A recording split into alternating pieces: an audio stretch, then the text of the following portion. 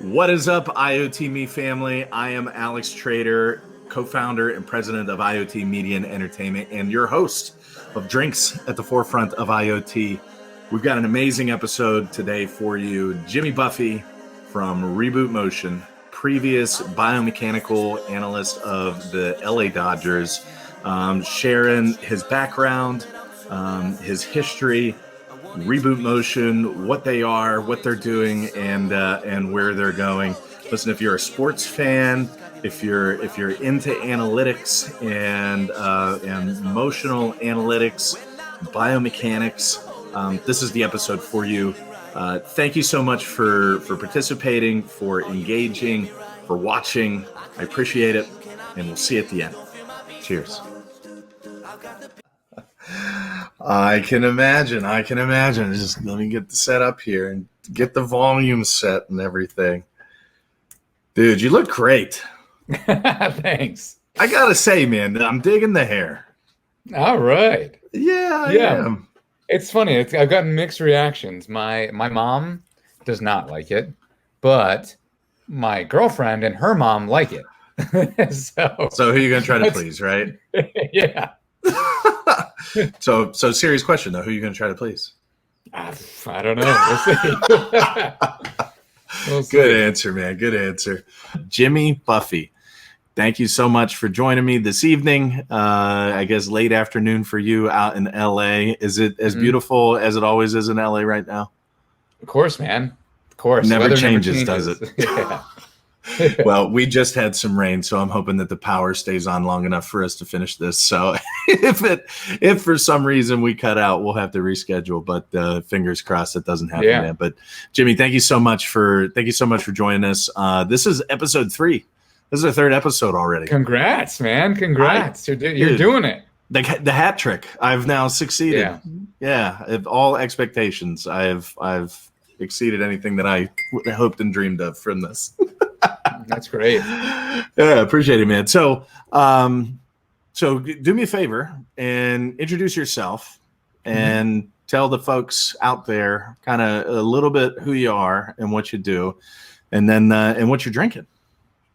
Yeah, I haven't even cracked it yet, and this isn't honestly like my my number one choice of beer. It's really just what we have in the fridge. Yeah, it's Bear Republic Hazy IPA. Are you a hazy guy? Actually, not really. Oh wow! All right. It's a great beer for the show. Good job. Yeah. Right. I actually love dark beers like stouts, porters, dark lagers. But my girlfriend likes hazy IPAs, and so that's why the hazy IPA was in the fridge. So, well, your girlfriend's got good taste, man, because I can't get enough of the hazy IPAs. I actually had to stop over the pandemic because they only sell them in like 16-ounce cans now, and they're hazy and they're sweet and filled with delicious sugar and whatnot. And so, I mean, like I was packing on the pounds. I had to tone it down a little bit, but yeah, good taste for your girlfriend. That's awesome, man. Yeah, cool. Well, I'm dabbling a little bit with some scotch, lighthearted scotch here. This is some pretty peaty stuff. So Lafroig 10-year, nice amber color, got a lot of smoke and whatnot, but it's one of my favorites. So yeah, I have want to get into like scotch and whiskey like that. I can't. I just like beer too much. But I feel like in order to be a sophisticated person, I should like scotch or whiskey. No, you don't have to be sophisticated to like it. Have you dabbled? Have you dabbled in scotch or whiskey? Yeah, like a good friend of mine from Chicago, he really liked scotch, and every now and again we would share a glass and be like, oh boy. Do you have the same reaction to like bourbon? Yeah, the only one that the only like whiskey that is, I think, is like, well, I wouldn't even say it's good, but it's like drinkable, is Irish whiskey. So if someone's like, dude, like this is an occasion for whiskey, I'm like, all right, do you have Irish whiskey? Okay. And you stick with standard like Jameson or? Yeah, like I'm much more of a beer guy. I hear you, man. There's nothing wrong with that. I drink them all. So Yeah, I'm good with anything. It's whatever's available, man. I'm yeah, there you go. We'll make it happen. That's awesome, man. Jimmy, give us a little bit of background. Like who are you? Why are you on the show? what have you got going on? I don't know. Yeah, let's see. I'll give sort of the Cliff's Notes version, but yeah, I mean, we can obviously dive in as much as you want. Yeah, absolutely. Well, let's start with who you are now. Talk about Reboot. And then eventually, like, what I want to do is I want to understand a little bit of your past. Yeah. Well, a lot of your past. Like, I want to go back. I want to go way back to when it all began for you, and what kind of brought you into this world of heavily into analytics. There's some IoT components with what you do, but I want to go all the way back. But let's start with Reboot. Yeah. So right now, I am running a company called Reboot Motion. I have a business partner, my buddy Evan Demchick, and then we have a head of engineering, Bob Khaleesi, both really good friends of mine. And it's interesting, like starting the company. You hear all these things. Be careful about going into business with friends, but at the same time, but one of the things that was really, really important to me was trust. And there's like no one in the world I trust more than Bob and Evan. And so even though, like sometimes, you worry about the friendship and the business stuff getting in the way, but on the flip side, like I love sharing accomplishments with them. I love sharing experiences with them. And then the trust that we have, like we take bullets for each other. So so I don't know. So anyways, so running Reboot Motion with Bob and Evan, our company is essentially a motion analysis company. Our whole ethos is helping coaches get actionable takeaways from motion capture data. Really like the sort of the hypothesis, the wave that we're trying to ride is that motion capture data, like you'd get in the past from a marker-based system, now from a marker-less system, is going to be more and more accessible to more and more people. There's already a bunch of apps that are doing it. You can do it with sensors. There are a lot of sensor systems that do it. But the data is really hard to make sense of. And I spent a long time learning how to make sense of it. So we're trying to build a whole software system surrounding helping people get actionable information out of motion capture data. Yeah, dude, that's intense. And I mean, everybody says, right, data is the new oil. I mean, that's that's kind of like a buzz term, a buzz topic that's out there. So what got you started in all this? Like, what's the beginning? First off, where are you from originally? And then how did you even get into this world of biometrics and technology? Yeah, let's see. It starts way back. You said you wanted to go back. Dude, let's go back, man. We're time traveling right now. So, growing up, I always loved sports, and I also was always like good at math and science. I liked math and science. So even when I was a kid, I played a ton of sports. I played a ton of baseball. But even as a kid, I would read books like, I can't remember the name, but it was something like The Science of Pitching. And I read this when I was like 12. I was like learning trying to teach myself how to throw harder. Because, I've always been kind of shorter than average. I'm still shorter than average. So you can't tell by the screen, though. I mean, you look huge. Yeah, right. Yeah. So they're trying to keep up with the bigger kids, like, reading this book, The Science of Pitching, trying to learn how to use math and science to throw harder. For people, this might like put my age very specifically, but there was something called an Air Alert, which was like this basketball jump training system I did in high school. I played point guard for the high school basketball team, and I was like, I need to be able to jump higher if I'm going to be shorter than everybody. So anyways, I would do all this stuff. So that's kind of like, the beginning of getting like, combining math and science and sports. And what's, kind of I think an interesting coincidence is that book that I was talking about was written by Tom House. And Tom House just launched an app. I'm not going to say the name because they're competitors, but essentially like Tom House launched an app that is probably going to be directly competing with a lot of things that we do. Wow, so, when I was a 12-year-old, Tom House was inspiring me, and now it's, now you guys are competing. 20 some odd years later, and we're competing, which is cool, which is crazy. That's amazing. But yeah, so those are kind of like the origins, but still, like, I didn't know that sports and biomechanics, you could combine them into a career. So I kind of did a few different things first. So my undergraduate degree was, I ended up going, because, math and science, ended up going to undergrad for a mechanical and aerospace engineering degree at Notre Dame. And it was cool that Notre Dame combines those two programs, mechanical and aerospace, for most of your track. Because I liked both of them. I liked the aerospace part and the mechanical part. And also, little did I know at the time, but learning like aerospace engineering is also really applicable to sports. Sports is all projectiles flying through the air. So like, wow. The first thing that I did when I got to the Dodgers was start analyzing the flight of pitched baseballs. So little did I know. But anyway, so started mechanical engineering, aerospace engineering. I had an internship at GE Aviation in Lynn, Massachusetts, working on like airplane engines. And that was cool, but I realized it wasn't like my passion. So it was that internship that actually convinced me not to do that stuff. So I was like, well, what's another thing I could do? So that's when I discovered like biomechanics in general. And like my senior year of college, I was working with a professor studying like the strength of bones.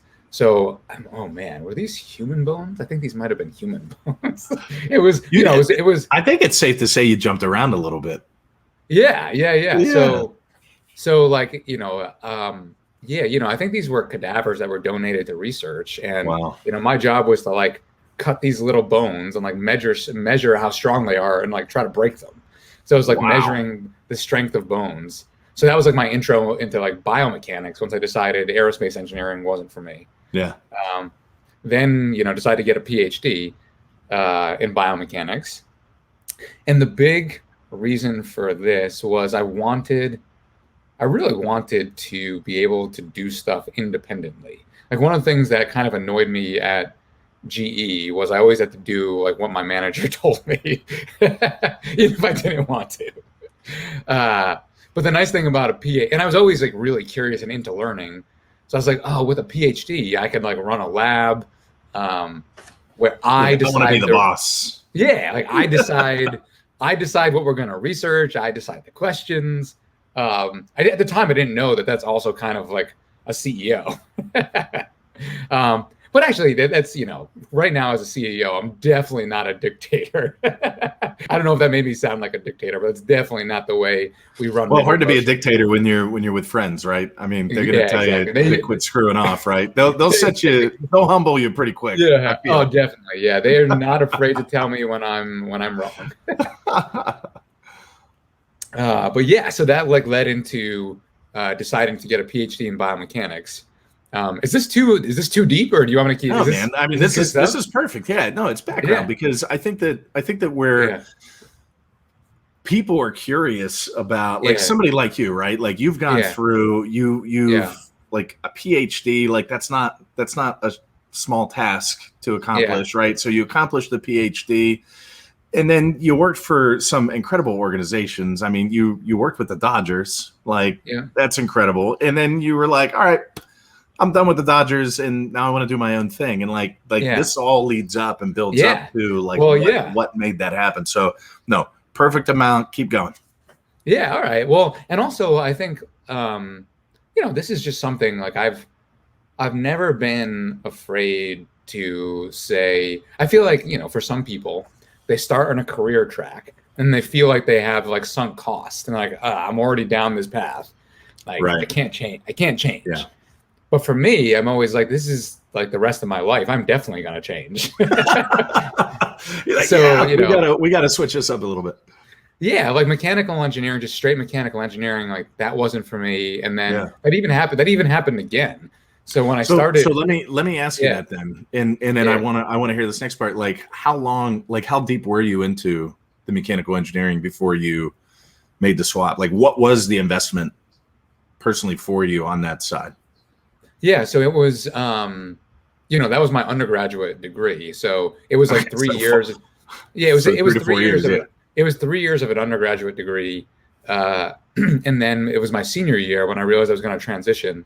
So I finished my undergraduate degree in mechanical and aerospace, but at the same time, to help aid that transition, that's when I did that bone research. So I was like, I need to start getting into biomechanics to make me attracted to a biomechanics PhD program. Yeah. Okay. All right. Yeah, that's fascinating. I mean, you're in. Normally they say like, all right, if you're gonna switch, like you've got your freshman year, you've got your sophomore year, like by your junior year, like, all right, like switching is a little more difficult. Yeah, I mean, I didn't switch my major. I finished up the major. It was just like, really, it made me decide that I wanted to do a PhD in something other than mechanical engineering. But like I said, just, happened to be that mechanical and aerospace engineering ended up being awesome, like an awesome like prerequisite to all of the sports stuff that I'm doing. Yeah. So it ended up being really useful. So I'm glad I actually like have that background. Yeah. That's wild, man. All right. So you finished up that, then into the PhD. Yeah. So when I started my PhD, I didn't know that sports biomechanics could be a thing. So I started because I really thought the human body was really interesting. I thought robotics were really interesting. I always liked watching Iron Man. So I started doing a prosthetic limb project. Wow. So I started doing computer simulations of your forearm, of your hand, to help build better prosthetic hands. So that was like the first 2 years of my PhD. And it was sort of like I don't know if there's a specific moment, but then I started to notice like baseball biomechanics research. And then I think I went to a conference and I saw like some posters on like baseball biomechanics. And that's kind of when the light bulb went off. And I was like, oh, like mechanical engineering, human body, sports. This is the thing. Like, this is how I can put it all together.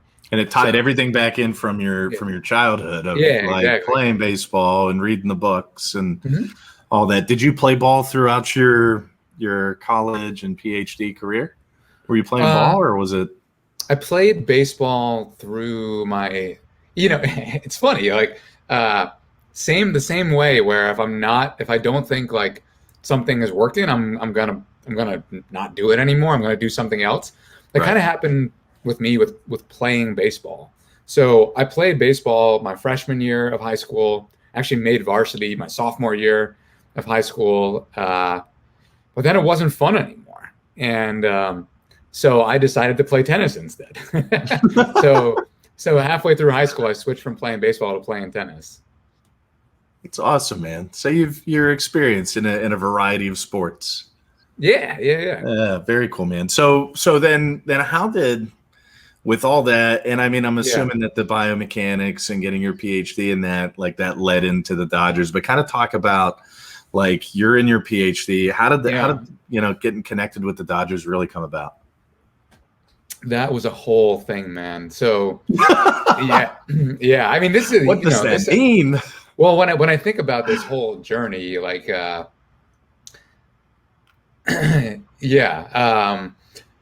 so like I said, I started doing this prosthetic hand research, and then I started coming across this baseball biomechanics research, and that's when the light bulb went off. So this is the way it kind of happened was like 2 years in, I gave a presentation, like an update to my PhD committee. I spent like 45 minutes talking about prosthetic hands, and then just, I was like, as the last 15 minutes was like an aside on pitching biomechanics. I was like, I know this isn't my project, but like, this is stuff that I'm interested in. I think it's cool. Here's some ideas that I have. My PhD committee was like, Jimmy, those last 15 minutes were way better than the first 45. So we had a really frank discussion where they were like, it's clear that you have passion for this sports biomechanics thing. It's clear that you have some really cool ideas, but they were like, it's going to be really hard to get a job doing it. They were like, there's not, this was back in 2010, maybe 2011. Such a long time ago. Yeah, you're telling me. So yeah, they were like, they were like, we'll let you switch, but just be aware that it could be a difficult road to getting a job. I was like, you know what? I'm going to go for it. So, so I did. And so then the path to the Dodgers, well, yeah. So then those last 4 years or 3 years, whatever it was, as I got to the end, it was like, holy crap, like, what am I going to do next? Yeah. So at first I thought I was going to be a professor. So I wrote a big NIH research, a National Institute of Health research grant with my PhD advisor and a few other people. And the idea was to study elbow injuries in little league pitchers. And I was like, I'm going to do that as a postdoctoral fellow, and then I'll transition into being a professor and, live happily ever after. Wow. Clearly, that's not what happens. Clearly. The NIH didn't fund it. And, rightfully so. They were like, we care a little bit more about solving things like cancer and not necessarily solving things like elbow injuries in baseball. They're like, just don't play baseball and you won't hurt your elbow. Right. So I guess that's a fair point. So then it's like, okay, what is the backup plan? And it was just a whole lot of, I thought about at the time starting a company, but at the time, the state of the art for motion capture was a marker based, with all those sticky things all over the body. Oh yeah. And I was like, if I'm going to start a company doing like pitching motion analysis, but the state of the art is markers, like no way in hell anybody is ever going to pay for that, or at least pay enough to make it like not at all. And I mean, the technology, and you're talking about, is this still like 2010, 2011, or is this like 2013, 14? Yeah, like that, thereabouts, that whole 3 year period. Well, I mean, regardless, like the technology in motion capture from 2013, 14 to now 2020, 21 has like leaps and bounds along with every other technology. Yeah, definitely. Yeah. So, right. So at the time, I was actually friends with Evan. Like we met when I was getting my PhD, and we had talked about starting this company back then. But like, yeah, this company is going to suck. so we're like, if it's based on marker, if we have to use marker based motion capture, it's going to suck. Like we're not going to be able to scale it. Everyone's going to hate it. So it was like, but we explored that. Like I got some paperwork. I don't know. But then meanwhile, though, I had also sort of like put myself out there on social media and in the world. And like I published a research paper. So two fortunate things happened at the same time. Yeah. First thing is Driveline Baseball, who, baseball people will know that name. The founder, Kyle Bodie, like read my research and he was really interested. He's like, hey man, like, do you want to consult for Driveline for a little while? So while I was finishing my PhD, I started consulting for this baseball company. Oh, that's awesome. Yeah. So specifically, I was like writing articles for their blog, like, the science of baseball sort of stuff, science of pitching. And people were reading those apparently, which was cool. So that was kind of like, which is kind of like what got my name like out there into the baseball world. Yeah. And had a couple of MLB teams actually like reach out to me then after reading those articles. Wow. Simultaneously, one of my really, really good friends from grad school, Megan Schroeder, she just submitted her resume to this the Sloan Sports Analytics Conference, like resume book. Anyway, the point is Megan got hired by the Dodgers. So Megan was hired by the Dodgers, and in the course of her interview, she's like, hey, you might also want to talk to my friend Jimmy. And meanwhile, the Dodgers had also like read the articles on Driveline. It's like, we read these articles. Megan, you mentioned his name. So then the Dodgers like reached out to me too. Yeah. But then the two really interesting things about that interaction were, number one, they were like, we don't necessarily have a job description. So like, you're going to have to write a job description before you can interview for that job description. And then two, they're like, we just hired Megan. So number one, we don't have a job. And number two, do we need two of you? Yeah. Because Megan did similar stuff. Gotcha. But thankfully, I wrote this job description, I interviewed, and Megan was kind enough to say, yeah, Jimmy can come help too. That's awesome, man. Yeah.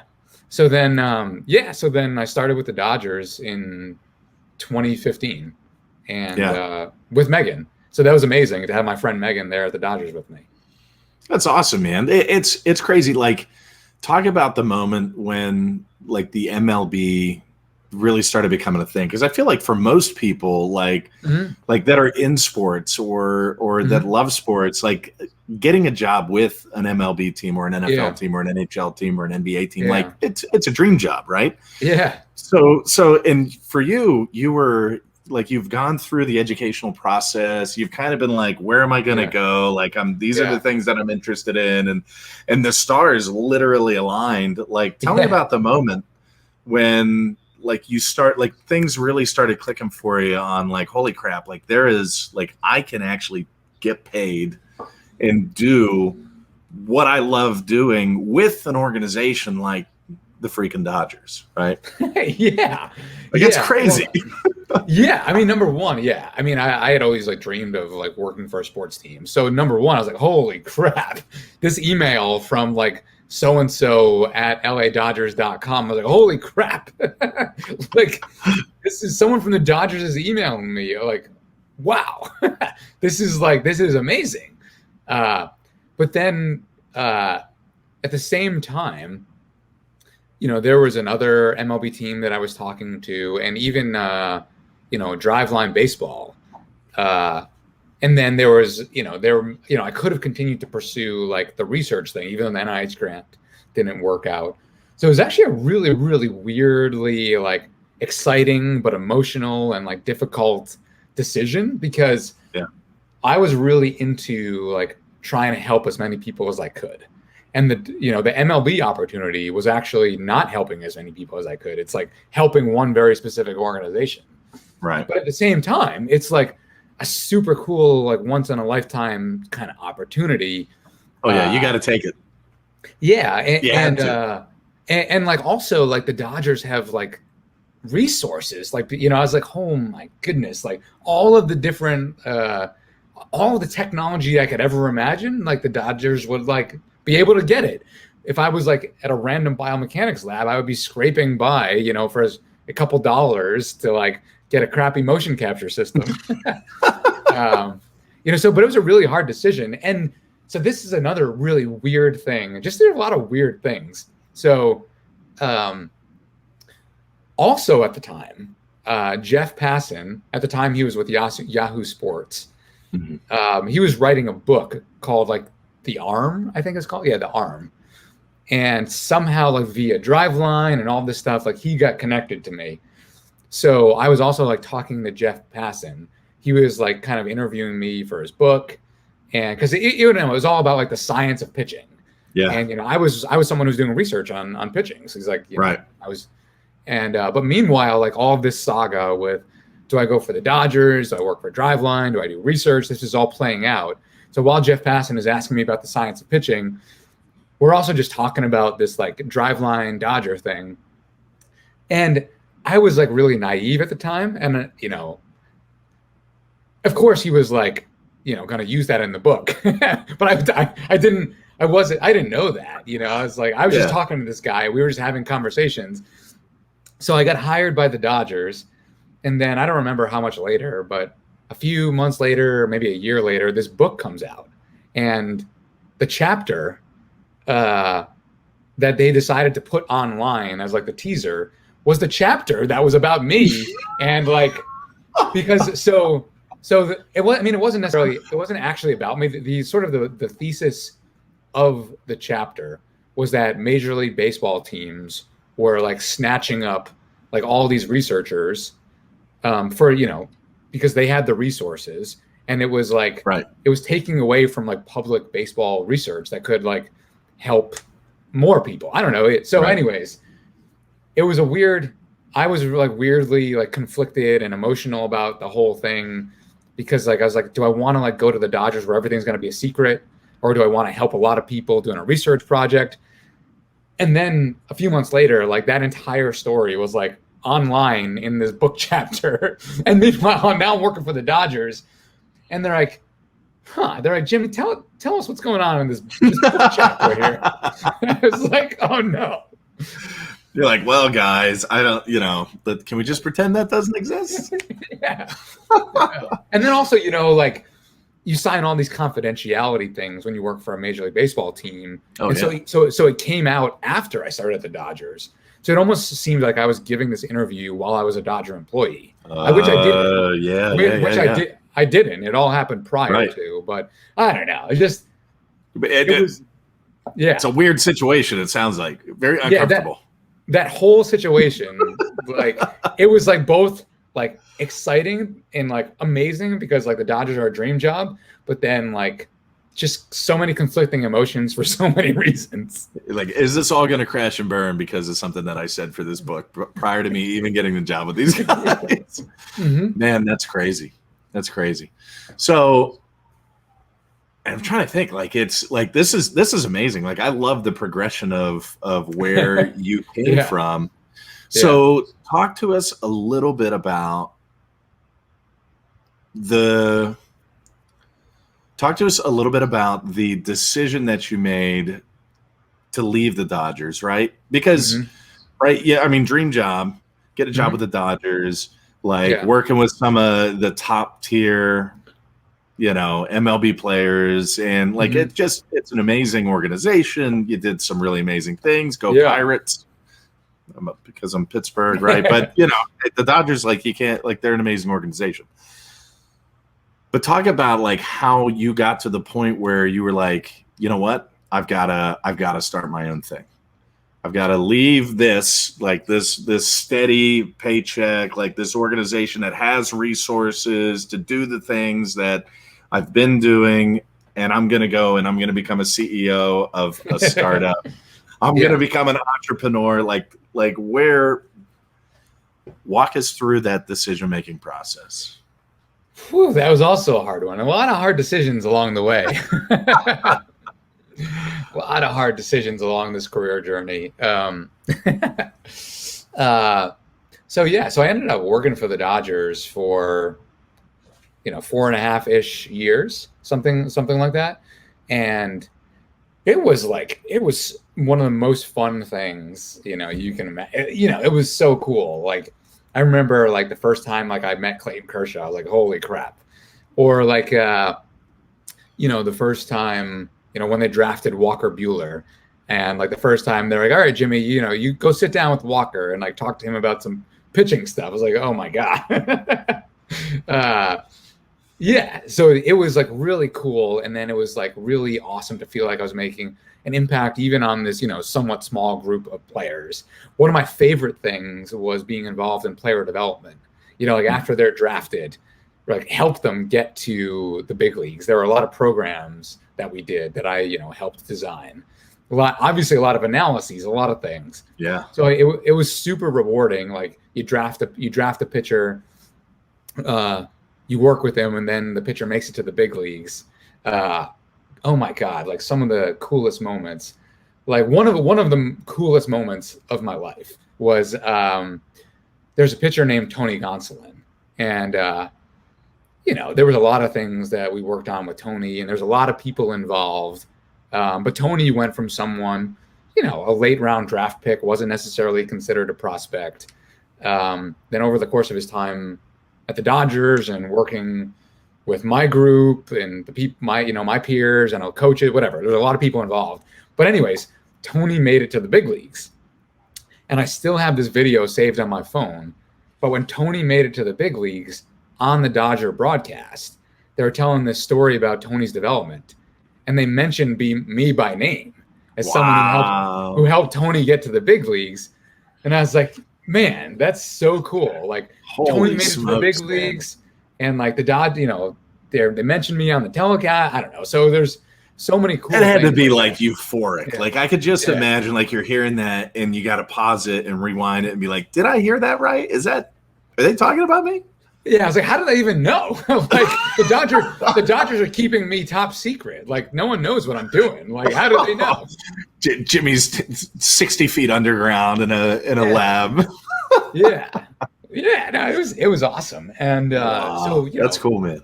So it was like an incredibly awesome experience. So obviously an incredibly difficult decision to leave, but Yeah.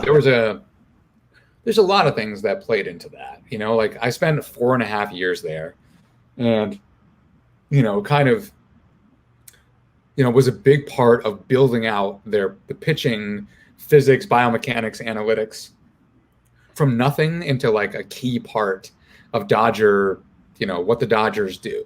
Yeah. And was able to get that to, I thought, like a really good spot. And it did always bug me that like I was only doing this for, a very select group of people who were privileged enough to be in an MLB organization. Your heart was still in that world of you wanted to help everybody, right? Yeah, exactly. So it was a lot of that, and it was a lot of, like I said earlier on, is like, I like to do what I like to do. I want to be the one calling the shots. And, when you're in a big organization, obviously there are a lot of interests that you're trying to satisfy. And so it was those two things. And then, feeling like we accomplished a lot, feeling I wanted to help a lot of people, and feeling like I wanted to be the one to start making some decisions. And then simultaneously, like at the Dodgers, a big part of my job was helping the Dodgers purchase technology that they could use to help players get better. Yeah. And so I was like seeing this motion capture technology get better and better and better so rapidly over the course of my 5 years there. Wow. So all of those things combined, I was like, you know what? 4.5 years at the Dodgers, accomplished a ton, but there's other things I want to do in my life, and like now or never. Yeah. So, but it did take a long, long time for me to get to that point, because it was just so cool working for the Dodgers. It probably took me like a year of like deliberating of like, is now the time? Is now the time? Is now the time? And then it was the time.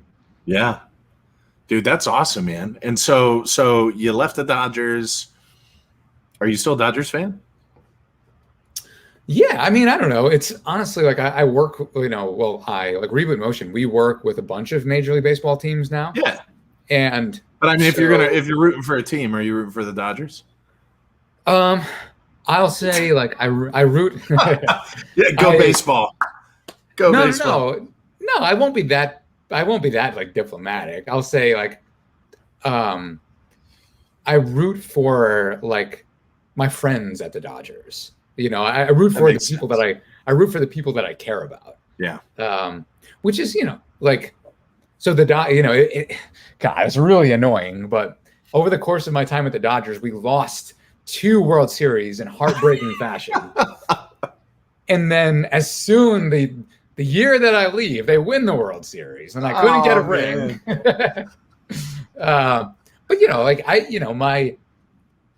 I was like, it was just, all these emotions. I was like very happy for my friends who are still at the Dodgers. Yeah. They all got rings, and it was awesome for them. But also like sad for, my current clients who didn't win the World Series. And I mean, really, honestly, it's like, it's much more, I don't really have like team-based fandom anymore. Yeah. It's much more like now, because I know a lot of people. There's like people that I care about and people that I root for. Yeah, that's interesting. I mean, that's an interesting kind of conundrum in that space, right? If you're working in that world and you've been in that world long enough, like you really build relationships. Like it's no longer like the level of fame, and you see them on TV, but you're seeing these people in real life. Like you're engaging with them on a like at the office type of a relationship, right? Like a different dynamic. Yeah. It's really interesting, right? Like when I was growing up, these Major League Baseball players, they're kind of like these bigger than life figures. Yeah. But then, like having the privilege of being able to like work with them every day and getting to know them. Now, like I see these, now they're just people, they're people that I know, and people with personalities and people, with character. So it's like, I don't know, it's like I'm very glad that, and I definitely feel honored that, because I know not a lot of people obviously get the chance to do that sort of thing. So I feel definitely like honored and privileged that I got a chance to like. Now I know that these are people that I know, and not just these bigger than life figures on a screen. Right. Yeah. No, that's awesome, man. So with where you guys are with Reboot now, I mean, you talked a little bit about what you guys do. Mm-hmm. Talk a little bit about where you're going, like where, Reboot 12 months from now, 3 years from now, 5 years from now. Are you guys just staying in baseball, or like, are you branching outside of baseball? Like, give us some deets, man. Of course, yeah. Fill us in. Yeah. So the core, the crux of what we've built now is we have an analysis engine, built in AWS. Yeah. And the idea is, no matter your motion capture data source, be it could be a marker-based system, could be a 10-camera marker-less system, could be an iPhone-based system. We're building out the technology to take whatever motion capture data you have, we'll convert it into a standard format, we'll run it through our analysis engine, and we'll generate output reports that you can use to make players better. So right now we're doing that for a bunch of Major League Baseball teams. Like, that's our bread and butter. But another core aspect of how we do it is we rely on fundamental physics as the basis for our analyses. There are a lot of other, motion analysis companies, engines that rely on like data science and machine learning and artificial intelligence to get insights out of data. Yeah. And that's really powerful. But the problem with that is those insights are confined to data that you use to train the model. So if in order to have like a baseball analysis engine, you need a bunch of baseball data to train your model. And then if you want to move into like basketball, then you need to collect a bunch of basketball data to train your model on basketball. But the fact that we are building out like physics-based algorithms means that the physics don't change based on the sport that you're playing. So it allows us to very easily spin up a new sport because the physics don't change, right? Wow. It's still a projectile flying through the air. It's still your body generating energy and momentum. You're trying to transfer it to whatever body part you care about. So, this is not an exaggeration. Like we started with a pitching and a hitting analysis that we're using in baseball for a bunch of MLB teams. It took me one morning to build out a quarterback analysis. It took me another morning to build out a jump shot analysis. Wow. It's the same kind of physics. Yeah. So baseballs are No. Go ahead. So baseball's your bread and butter. Yeah, baseball's the bread and butter, but we're already like piloting with some NFL quarterbacks, piloting in the NBA. Physics is physics, man. So because in layman's terms, right? Because I'm not a biomechanical engineer, mm-hmm. and I don't understand what that means. Like what are the outputs? Like player is performing X. Mm-hmm. After utilizing the tool and getting the reports, player can be at Y, right? Like, what is that? Yeah. Walk me through what that means. Like, give me. Yeah. Break it down. Yeah. Yeah. So let's see. The specific thing that we analyze is the flow of momentum from the ground through your body to whatever body part you care about. So for people who aren't super well versed in physics, which is most of us, momentum is this physics quantity that describes the motion of an object. And the way you calculate it is mass times velocity. So like how big your torso is multiplied by how fast it's moving is the amount of momentum that it has. And there's a physics concept of like the conservation of momentum, which is like momentum that enters into a system is conserved and flows through your body. So it's literally like velocity, you push on the ground, right? You push on the ground and the earth is huge. So the earth pushes back on you. And those are like ground reaction forces. And those forces add momentum to your body, like we know F equals ma, force equals mass times acceleration. So you apply a force to an object, it causes it to accelerate. So now we're pushing on the ground, our body's accelerating, and now it has momentum. And now it's our job as athletes, or not our job anymore, it's their job as athletes, to transfer that momentum through their body to the body part that they care about. Yeah. And there are a lot of like physics-based principles that govern like how you can do that more or less efficiently. So the actual thing that we do is we analyze how that momentum flows through your body, and we help figure out where it breaks down and why it breaks down, and then how you could potentially make it better, make the transfer better. Like a really maybe tangible example is like, just in physics, like you want to rotate things, you want to transfer momentum in the same plane of motion. Yeah. If you're in different planes of motion, like those vectors, force. They don't line up, and if they don't line up, you don't get full transfer. Yeah. So like this is a very common thing that we see in baseball. But pitchers will like lift that lead arm, they'll rotate that lead arm, but the idea is you're trying to generate momentum so that it adds to your pitching arm. Mm-hmm. So there are a lot of pitchers. You're giving out some trade secrets here on this. It's not. There's no secrets. Man. Like it's all physics. I'm not like patenting physics over here. Too bad. So it's like, a lot of pitchers you'll see, they'll rotate their lead arm in a very horizontal plane, and their pitching arm will be in a very vertical plane.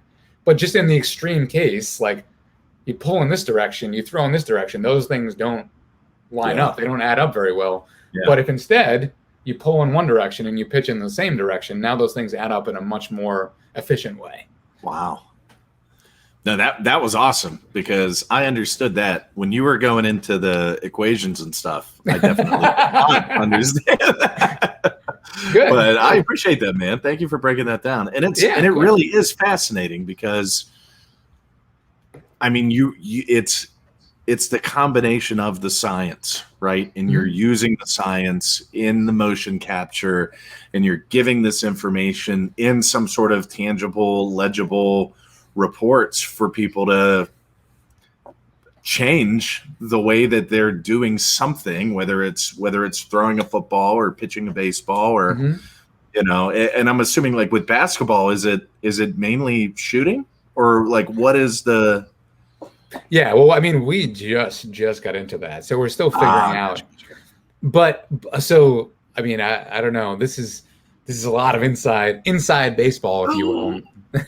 But like so I view, I ultimately love like research and solving like problems and answering questions. Yeah. I try to frame everything in a general physics way. So if we like break it down, like what is the problem? How is a pitcher throwing a baseball similar to a basketball player shooting a basketball? Right. Both are launching a ball at a target. Yeah. In baseball, you have the added thing where you're trying to do it as fast as you can. Basketball is actually kind of the opposite. You want to do it as slow as you can, because like the slower you launch it to the basket, the less bounce it has at the rim, the better chance you have of it dropping in. But it's essentially the same kind of problem. It's just instead of doing it as fast as you can, you're doing it as slow as you can. But the trick in basketball is you want the release to be quick, but then you want the ball to come out soft. Yeah. So it's just it's the same kind of like projectile physics problem. Like you're launching a ball, which is a projectile, at a target. Yeah. But there's just a different set of like things that you're optimizing for. Yeah. That's amazing, man. I've got tons of respect for you guys that are in that science world. Yeah. Tons and tons of respect, man. Like super cool. So let's, and we're gonna wrap up here shortly. Mm-hmm. We're at 50 minutes, but if you were to give yourself where you are now, if you were to give your 20-year-old self a piece of advice, any piece of advice, what would that what would that piece of advice be? What would you tell your 20-year-old self?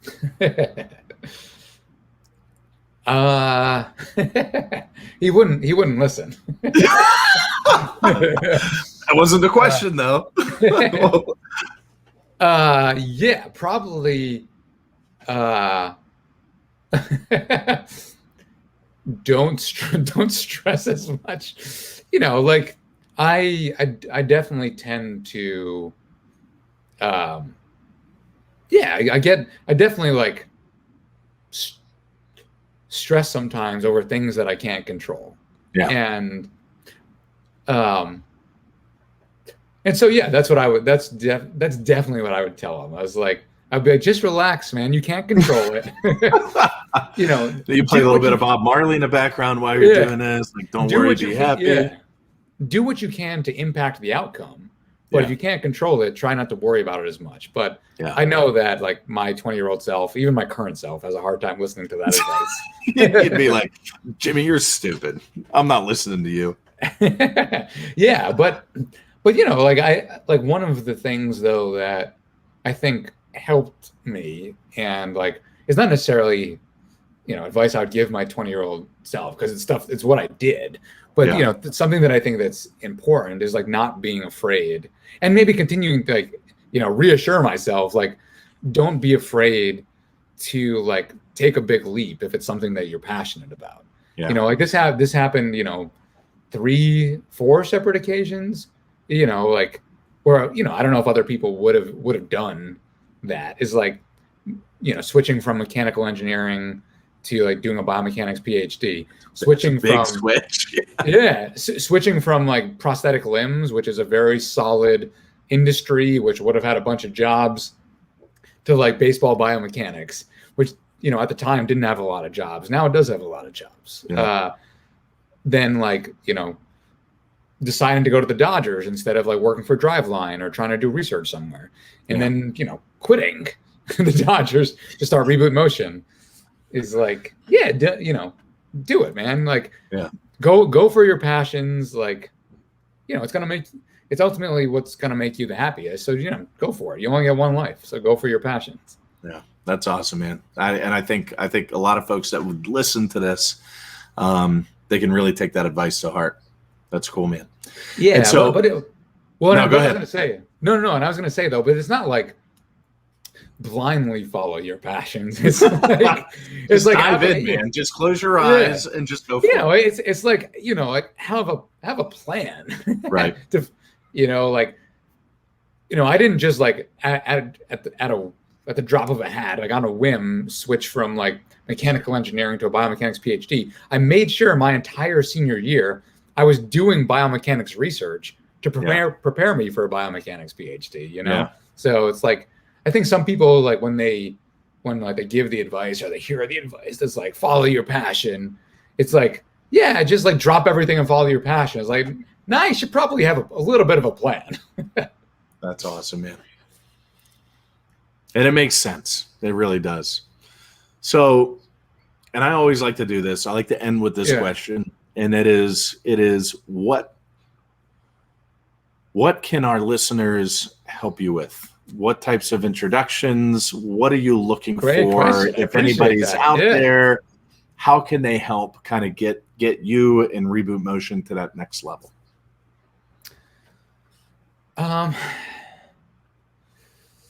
Yeah, I mean, I don't know if I fully answered your question about where Reboot Motion is going in the next few years. This is a perfect time for it. Go for it. But yeah, we want to, because like, and we went down this path because we talked about how other sports are relatively straightforward for us. Yeah. We are trying to actually, in elite sports, go into football, basketball, maybe something like cricket. I don't know, because we're trying to see, like, we would love to be the go-to place for like elite sports. I don't want to say elite. I hate that word, but just like people who care about a really in-depth advanced experience. Like at this point, like we are not personally like building an app that like a 12-year-old is going to use on their own. But, if someone who wants to like a really advanced experience, which is generally like pro sports teams, but that's what we're trying trying to build for. So I guess, yeah, like introductions into, like academies, pro sports that want to get into this motion analysis, the biomechanics space, that don't know where to start. That's our specialty is helping people get off the ground. Like we tell our potential customers of like, hey, you want to get into biomechanics, right? You could try to hire a biomechanist off the street, probably take that person like it took me, several years to figure it out, get it off the ground. Right. Or now you could just hire a Reboot Motion and be up and running in a week. Yeah. So yeah, intros there. I mean, we always love, like, we're not doing the motion capture technology ourselves. So, part of the whole reason that we got introduced and, kind of how this whole relationship came about was via Breadware. Because, I had talked to Breadware a long time ago about the possibility of like motion, like IMU motion capture sensors. And that developed a relationship with Breadware, which led to me going to the conference, which led to me to meeting you. That was a long time ago, man. It wasn't 2013, but it was a long time ago. Yeah. So also like awesome motion capture tech. We love like learning about awesome motion capture tech. So yeah, probably those two things. It was like advanced people who wanted advanced biomechanics experience, and then motion capture technology is what we're looking for. Okay, awesome. Well, you heard it. If anybody's out there that can do either one of those things, reach out to me, reach out to Jimmy. We'll get you guys connected. Jimmy, this has been absolutely incredible. I want to know how I match up to some of the ESPN interviews that you've done, because I think I don't know, man. I'm probably up there. Definitely have not done an ESPN interview yet. Maybe someday. Well, yeah, we'll get you there. Jimmy, thank you so much, man. I appreciate your time. This has been awesome. Are you done with your beer? Is it gone? Or you're still sipping on it? It's done. Okay. Listen, we've got some amazing breweries out here in Pittsburgh too. So when you guys come out, we'll have to visiting in a few weeks. Yeah. We'll make it happen. Thank you so much, Alex. Yeah, this has been so much fun, man. Thank you very much. I appreciate it, buddy. All right. Well, I hope you enjoyed episode 3 of Drinks at the Forefront of IoT. Such a great conversation. Really enjoyed hearing about Jimmy's past and what led him to the Dodgers and ultimately to start his own company with Reboot Motion. Super cool. Please give me some feedback. Let me know how you thought the conversation went. I am very excited. Next week, we are going to be recording episode 4 of Drinks at the Forefront of IoT, and it's going to be Mike DiPatrillo with Devio. Devio is doing some incredible things in blockchain, true enterprise use blockchain. I know that's a very big buzzword these days, but they've got some amazing things that are happening, some specific use cases for IoT. So stay tuned and be ready for that episode to drop in the next couple of weeks. As always, we are ever so grateful to our sponsors, Aaron, Jetstore, Simwell, excuse me, and TrueFit. Great companies based here in Pittsburgh, most of them. Just some good stuff. If you're ever looking for any of the products that they offer, let me know. We're actually going to be doing some sponsorship episodes here in the next couple of months. So stay tuned for that. And then again, and I will say this every single episode, if you're not following us on social media, follow us on social media. LinkedIn is really the best place to go. I never follow channels on YouTube. That's just where we're hosting these for now. We'll eventually be releasing these episodes as podcasts so that you can listen to them in the car, on the go, while you're walking, running, jogging, working, whatever you do for your podcasts. But really the way to do it right now is using our LinkedIn at IoT Media and Entertainment. Super awesome. We're really excited. We've got some amazing episodes lined up for later on this year. It's been exciting getting this thing kicked off. So thank you so much for participating. Thank you so much for getting to this point in the episode. Keep your head on straight. Stay healthy. Enjoy the summer. Go out, get outside, get some fresh air, and we'll talk to you next time. Cheers.